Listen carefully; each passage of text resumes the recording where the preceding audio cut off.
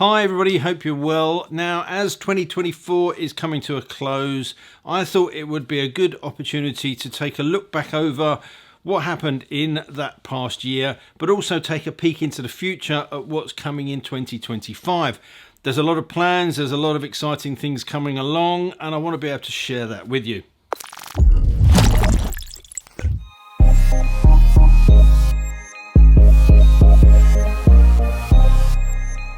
Now, I don't do very much in the way of motovlogs in the traditional sense, i.e. I don't go out on the bike and ride and talk about subjects. So I thought that would actually be a fun way to share my thoughts with you. And I would also like to thank everybody that has watched, commented, shared and subscribed to the channel this year. It really does mean a lot to me. And obviously I want to continue to produce the best content as I can for you going forward. But thank you so much for supporting me this year. It really does mean a lot. So with that in mind, that seems like a good place to start the motovlog. So over to you, Tony. Thank you, Tony. Well, Finchinfield seemed like a good place to start this little trip as any. It's quite a mild day today, but a bit blustery, and it's slowly brightening up, so hopefully the weather will be on my side. But what I wanted to start with is just by thanking you guys again. 2024 has been a good year in terms of the channel. I've pushed through 60,000 subscribers. Thank you very much for that. When I started this, I kind of hoped, but I never thought I would really get to those kind of numbers. It's taken me a long time, and I think predominantly because this channel is a review channel. I've tried to introduce other bits along with that as well, but the bulk of the content is bike or gear reviews, and subsequently the amount of subscribers compared to viewers is a little bit skewed. I had a look at my analytics, and over the lifetime of my channel, 87% of those people that watch don't subscribe. The question is, I suppose, how I can change that ratio, and I'm not entirely sure I can. The nature of reviews are generally that people come to consume that content and then go away again. So if you're looking for a review on, I don't know, this Arrow Quantic helmet, you'll search that out, you'll probably watch 4, 5, 6 or more reviews. So you do your search, my video will be suggested, hopefully. People will watch that, they may enjoy it, they may think it's useful, they'll put a nice comment, and it would help them make a decision. But there's no impetus for them to actually click the subscribe button. They've done what they needed to do and they've moved on. And to be honest, I'm not entirely sure how important subscriber numbers are in the whole scheme of things. I think really the only time they become a metric that people look at really closely is if you're potentially looking at brand deals and you want to talk to companies and they want to see what kind of presence you've got. But again, I think that's more down to views than potentially subscribers. As I say, when I started this, I didn't really have much of an idea of where those numbers would go. I had no expectations, but hitting this number now, 60 or just approaching 61,000 subscribers, there is a little part of me that would love to get to 100,000 and get that silver plaque to put on the wall. In reality, I'm not sure it's going to happen. There'd have to be quite a significant change in the viewership of my channel, I think. You know, it's taken me nearly 10 years to get to where I am now, and I'm only just kind of halfway, because this road's a bit crappy. I'm only just over halfway there, so unless there's a real tick up, I'm probably not going to still be doing YouTube by the time that number hits, but you never know, we will see. I don't really chase the numbers. I put out content that I am interested in and I like. I put out content that I think you guys would be interested in and you would like. I don't go for clickbaits. Okay, admittedly there's been a couple of clickbaity type titles in the past, but that's generally more tongue-in-cheek and a bit of fun. I don't want to go down that route of where you have to be controversial if you're going to be reviewing products. Understandably, it's a very busy sector now. There's a lot more people doing it than there used to be, certainly when I started, and so you have to stand out. And I think luckily I've been doing it long enough that the name is there, and you know, there's over 500 videos on the channel now. You know, I get a little bit of traction from that. But you know, you have to grab people's attention, and it has to come in a thumbnail that people want to watch, and maybe a description. That's always the hardest part about doing this, and I want to keep that as open and as honest and as straightforward as I can do, and that's what's going to continue into 2025. One of the interesting things about doing YouTube, and I'm trying to do this for a living at the moment, is just how you earn your money. Now, if you've got a big channel with a lot of views, then ad revenue is going to be pretty decent. For a smaller channel like mine, it can have its moments, but it's a bit flaky. I've had periods where, you know, my earnings from one month to the next will maybe drop 30-40% or more for no apparent reason. You have the same amount of views, but it's, you know, I still haven't got to the bottom of the YouTube algorithm as to how that works. And so there's other things you have to do. I shy away from doing paid content. There might be occasions where I do it. There are some companies that are very good and say, look, we want you to review this product, but we appreciate it takes time to do that. We're willing to pay you for that time, but I'll only ever do that on the understanding that they have no input on the content, what I'm saying, what the message is. I'm just free to say what I want to say. If they won't do that, then I'm not interested. It's not fair on you guys, and it's getting harder to tell at the moment, and I see it because I've been approached by some of those companies, and you can see the buzzwords and almost sometimes verbatim phrases and paragraphs that I've seen in press releases or in emails being regurgitated. So I'm going to stay honest about that, and as you say, I will always show you, or I'll always tell you, if it is a paid review. You've got this little thing on YouTube where you can put on there that there's a paid promotion, so you'll see that on every one of my videos, and that can lead to confusion. And the reason you have to do that is if you have any kind of affiliate link in your description, you should be stating that this video is a paid promotion. It might not have anything to do with the subject that you're talking about. So for example, I've got an affiliate account with SW Motec, so if you buy SW Motec parts, you get a discount, but I also get a little kickback from that as well. Now, because that is a financial agreement, technically under YouTube rules that counts as paid promotion, so that warning has to go on that. But if I was doing a video about this Insta360 X4, for example, well, that's not relevant, but that warning still has to go on there. And the problem is, when that flashes up at the start, a lot of people go, well, Insta360 have paid you to make this video. 99% of the time on the videos that I do, that is not the case. So the other option to look at is sponsors, or as I prefer to call them, channel partners. And again, people seem to think there's some influence there, but if you choose them carefully, which I do, there doesn't have to be. I've had quite a few offers come through, and quite a lot of them I haven't taken up because either I don't like the product, or I don't like what the company want me to do for that sponsorship, so I carefully choose them. You know, Dunlop is a great example. I like Dunlop tyres. I've used the Trailmax Raid, which is what are on this at the moment. I've used the Meridian, I've used the Mutant. They're all good tyres. There's a lot of good tyres out there. I'm never going to say Dunlop are the best tyres out there on the marketplace, but by the same token, for me to do a decent review of a tyre, it's got to be on the bike for at least 4,000 miles.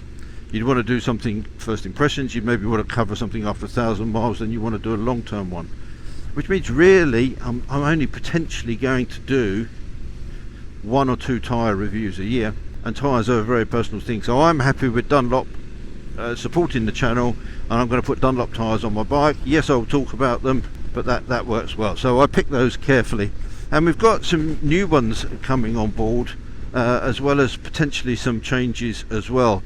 The sharp-eyed amongst you may have noticed that SW Motec branding no longer features on my channel. That's because that relationship ended in September, or actually the relationship with SW Motec's UK distributor ended in September. I always had that relationship with those guys. It was something that the head office in Germany had to kind of push to one side because we've been in the UK, so I had to go through that route. They've changed the way that they want to market, which is fair enough, so that ended. It's a bit of a shame, obviously, personally from an income point of view, but also I spent a lot of time with those guys. I made some really good friends out there. I've been out to Germany 3 or 4 times. They're a really lovely bunch of people. The products are really good. You're never going to find me now going back and go, well, this was rubbish, this was rubbish. In actual fact, this bike has had a few of those bits taken off for another reason, and we'll touch on that in a minute. But I've already saying, well, I had the bar extensions for the mirrors on here, which puts the mirrors up and out. I've put them back to the stock position, and I don't like it. I much prefer the mirrors when they're a bit higher up and a bit further out. That's one. I've put the original foot pegs on, and then I realised that the lowering foot pegs that I had that are adjustable are a better option. But that relationship has come to an end. It may be filled, it may be resolved, we're not entirely sure yet. You'll just have to watch out for that in 2025. A couple of the new partners that I can talk about are Climb. Now I'm going to be wearing Climb gear in a lot of my, or all of my riding content for next year. Climb are a company that I've used their gear a lot in the past, and I really like it, so to have them on board is amazing. Again, no expectations from those guys other than I'm going to wear the kit, and from my point of view that means that what I can do is bring you long-term reviews of those products, because I'm not just going to be wearing them for a short amount of time and putting the video out, or in some cases, as you see some people taking them out of the box and telling you how good they are. I'm going to be wearing those all the time, and I've got a lot of mileage to do this year, so again, that's going to be for me an interesting concept, and I hope for you. And it doesn't mean I'm not going to review other gear, it just means that I've got this relationship that for the majority of the time I'm going to be wearing their products. As you would have seen, Bikeshore came on board a couple of weeks ago, and we're working on content for next year. That's an exciting one. Again, a really nice group of people. I've spoken with them at length, and again, they've got no expectations. They don't want me to be blindly marketing the product or their company, but we're going to work on some interesting activity, and that's really what that sponsorship is all about. Getting around, fuel, hotels, transport, all that sort of stuff costs money, and if I've got no other form of income, then I need to get that covered, and that's what that is all about. So I'm looking forward to that. One other new sponsor that you'll see on the channel come January is Sports Bike Shop. But I've been a Sports Bike Shop customer for years. I've actually got what is kind of technically an affiliate account with them already, which I've been running for a while, and I had that because it's always nice if you're going to review a product is to be able to send somebody somewhere to buy it, or to look at it in more detail. And so I had this account, and again I get a tiny little kickback, not very much at all. I had a meeting with those guys recently, really lovely guys as well, and their operation is pretty fantastic actually. So we're again working on some content for next year. This enables me to get access to certain products to be able to review for you, and again, there's no bias from me or Sports Bike Shop. Yes, they're selling it, so they may want you to buy it, but they're selling a whole range of these accessories, so whether you buy one brand over another actually doesn't really make a lot of difference to them. And it means that I get access to their whole stock range to be able to bring reviews that would hopefully be helpful to you, and again be completely honest with it. I'm also hoping to be able to give you a behind the scenes view of what goes on there as an organisation, because it's like nothing else I've seen in the motorcycle industry in terms of clothing and gear and accessories, and the way that they do this. So hopefully in the new year at some point I'll be able to show you exactly what goes on behind the screens, from when you click your button to place your order to it landing on your doorstep. Dunlop are with me again next year. Ultimate Ear appeared to be with me again next year. We haven't yet renewed, but I see no reason why that relationship can't continue. But at this stage there could be one other sponsor, and obviously I'm not at liberty to say anything about that at this point until that's nailed down. But the basis behind me doing that is I want this content to be free to you. Now obviously you can watch YouTube for free. There are adverts on the channels that make sense to do that. That's one way of monetizing it, and people have got used to that. Now I did have a Patreon account for a short while, but I'm not really that comfortable with it, so that got shut down pretty soon afterwards. There is this option with YouTube membership, so you can sign up through YouTube, But again, I've not really done very much from that. I don't want you guys to have to kind of pay for content. I'd rather that be free at the point that you watch it, obviously. And so for me, a combination of having ad revenue and sponsors behind the channel enables me to continue to do this, and it doesn't interfere with what I'm doing on the channel or what the messaging is, and I hope that's nice and clear for you. But anyway, looking back to 2024, lots of great experiences. Went to Barcelona with the Rev Travel, spent a couple of days exploring the Catalonian coast on the BMW R1300 GS, which I did manage to break. So it was that and an R1250 GS on the way back. The ABR Festival, as ever, was a really good weekend. I did some off-road training, so I did both the Ducati DRE and the Honda Adventure Centre. And it was the Honda Adventure Centre which has caused some problems for me for the back end of the year. Obviously, if you watch the channel, you'll know I managed to break my ankle on a very innocuous crash on the way back to the centre after 2 days of riding, and that took me off the bike for 3 months, and that did have an impact on what I was doing. Some of the stuff that was planned just didn't happen, obviously, and it's taken a while to get that sorted.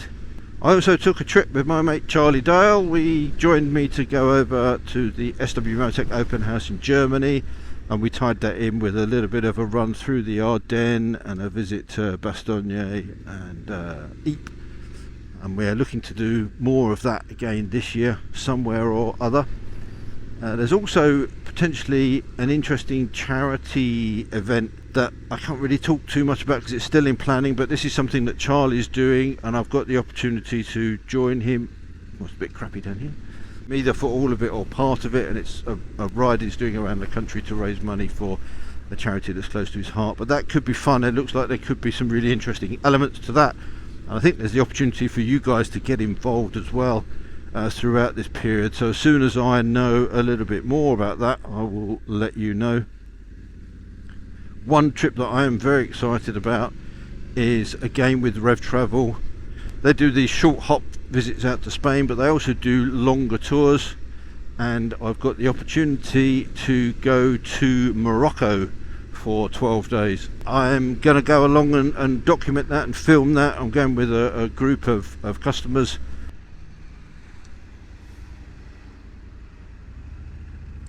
He didn't look happy about that, did he? So they pre-book all the hotels, all of the dinners in the evening, some sightseeing, all of that sort of stuff. It's fully supported as well, so I don't think you even have to carry all of your luggage around on the bike with you.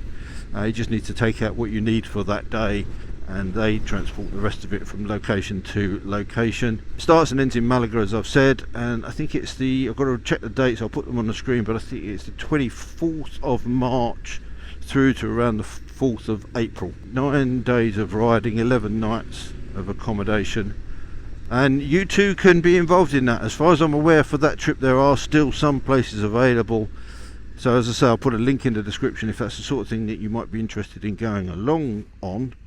Then check it out. And but there's another one directly after that, and then there's a couple more throughout the year, I think, but I'm going on that one to kick the year off, and that's going to be an exciting event. Another event to look forward to, which looks like it's going to be happening, is I'll be attending a round of the World Endurance Championships with Dunlop, and that's going to give me the opportunity to just see what goes on behind the scenes with the tyre operation at a big race meeting like that. I think it's probably going to be Spa. That's the easiest one to get to. I'd quite like it to be Suzuka, but I don't think they're going to send me out to Japan for that. But that looks like that could be really interesting. Now, I've said this before, but 2025 is the year that Tony's Tiny Tours returns. If you've ever seen them, I only did a couple. I didn't really get that great a response initially. I'm hoping that's just because I didn't kind of continue with it, but I'm going to give it a go. But if you haven't seen any of the previous ones, the idea behind it is that I just do short trips, maybe for a day or potentially just a weekend with a one overnighter, based around a theme. I did one about World War II airfields. I did another one just looking at some history of local areas. That was really the promo for it. And the reason I did it is a lot of riders don't necessarily get the time to go and do big long tours. It might just have a weekend maybe a Sunday or an odd day here and there. So the idea behind this is try and find something interesting to go and visit. Let's say base it around a theme to keep it kind of interesting, but nice riding routes. And then I'll publish the GPX file for those riding routes on my website, that people can go down there, download, follow the route. And I normally include somewhere nice to get breakfast or somewhere nice for lunch, a few maybe historical or interesting spots, but above all some really nice riding to do. And as I said, I keep talking about doing it. I haven't really got it off the ground. This year is the year that will return. Now, as I mentioned earlier, this bike has been stripped back to largely stock, not anything to do with the relationship with SW Motec, but because this bike is potentially going to be changed in the new year. So more on that later on. But outside of that, there is also a long-termer that's coming into the garage. I've been having a chat with the manufacturer. They're going to deliver me a bike to offer a long-term review. So the basis behind it is to live with the bike for a few months and give you a really honest appraisal of it in all sorts of conditions, all sorts of roads. Normally when we do a press review, we'll get the bike for a week or 2 weeks. It's normally 2 weeks, sometimes it's less. Occasionally it might be a little bit more, but generally you've got 2 weeks to ride it as much as you can and form an opinion on it. But doing that for a couple of weeks is never the same as riding the bike for a long period of time, and that's why I always like to get feedback from you guys on the bikes that you own. And I'm always interested to hear that, because I just don't get to necessarily experience what you would experience over a longer period of time, and everybody has different expectations and different opinions on things, so it's good to have a real mix of that. And we're also going to tinker around a bit with it. They've said that they're quite happy for me to change up the looks of it and get a few accessories on it. Got an idea of what I want to do with it. It's not going to be anything major, you know, I'm going to keep it largely stock, but just, you know, personalise it a little bit. And I'm going to keep that under wraps for now. There'll be a video coming in the new year introducing the bike, showing you around it, talking about what the plans are, and then we'll progress through the new year with that. So that hopefully will be interesting to a lot of you. So there's not really much more that I wanted to add to this. It was really just a look back at the year and a look forward. 2024 was a great year despite the obvious issues with my broken leg. But outside of that, there were some great experiences for me. Hopefully I brought you some really interesting content. The growth in terms of subscribers and viewers has been good, so I must be doing something right, and I'm going to continue to do that. I'm just going to try and to refine that. I need to find a way to get more regular viewers back, so we'll see how I do that. And also probably I've always kept a little bit arm's length in terms of my personality and me. It's been quite matter of fact in this is a review of this product, this is what I think, this is what I like, and I've steered away from kind of being more personal, I guess, with you, if that's the right way to describe it. I just want to create content that's entertaining, educational. Reviews are great, but I don't want to do tons and tons of those. I just want to produce interesting content, so we'll see how that pans out throughout the year. And with the partners that I've got on the channel now, they're definitely going to enable interesting content. In fact, one of them said to me, you know, how can we help you out? Is there anything that you have always wanted to do that you haven't been able to do that we can facilitate? That's a really good question. I don't know what the answer to that is, and I'm still thinking about it. But whatever ideas you've got, let me know in the comment section down below what you'd like to see. But as far as this motovlog is concerned, I think this is about time for me to wrap up the riding. I'm going to make the most of this mild and now relatively sunny day, so I'm going to hand back to myself in the cave to finish off the video. So there you go. As you can see, there's quite a bit already planned for next year, and there's more coming through. I'm really excited for it. I'm really looking forward to bringing you something new, something different, as well as the traditional tried and tested reviews of bikes and gear. Of course, I'd also love to hear the sort of stuff that you'd like to see on the channel, so shove that in the comment section down below and I'll take a look at it, and you never know, some of that may come to fruition. I want to take this opportunity to wish everybody out there a very Merry Christmas and a Happy New Year. I hope you have a really good break.